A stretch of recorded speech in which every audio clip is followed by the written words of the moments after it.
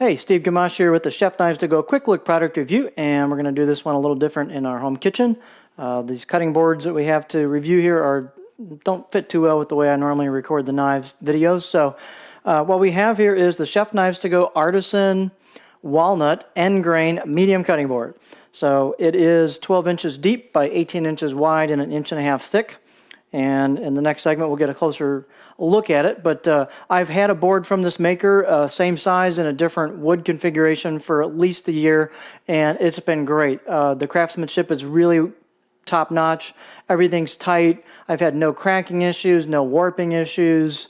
It's just been a great board. So performance is excellent. I do take care of it, and I clean it off. I don't wash it per se too often, but I clean it off and wipe it down when necessary. I oil it regularly. I dry it on edge and store it on edge. So I maintain it correctly, and it's been great. So I can really highly recommend this product from this maker. He does really good work. So let's take a close-up look at the features of this board. So this is a little bit better look at the Chef Knives to Go Artisan Medium End Grain Walnut Cutting Board. Again, they are 12 inches deep by 18 inches wide and 1.5 inches tall. So not so big and heavy that you can't heft it. It's pretty maneuverable. You can take it on and off the countertop pretty easily, and you can put it in the sink if you need to. Most sinks it'll fit just fine. It'll fit in half sheet pan cabinets you might have in the kitchen already.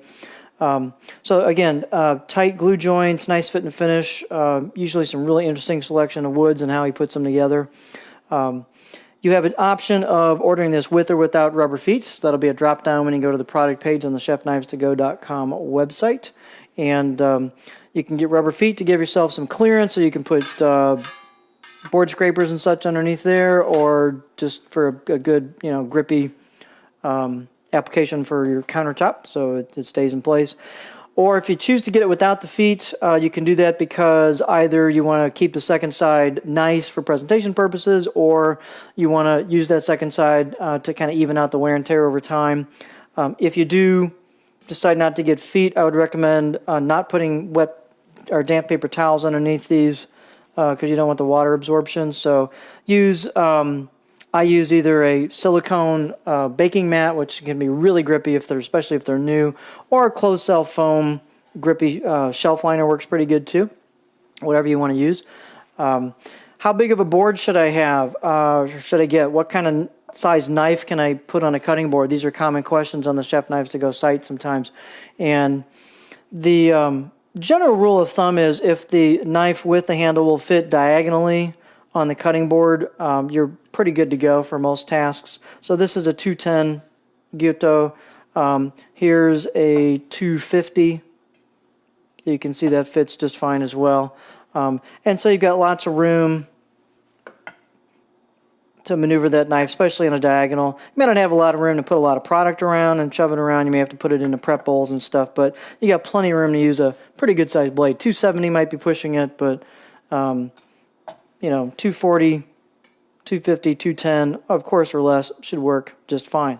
So when you order these, they will be drop shipped directly from the manufacturer, from the maker, and the medium and the large that came to my house were packaged very well, nicely nestled in lots of bubble wrap, taped well, nestled in their boxes, so they should survive the trip, barring something catastrophic.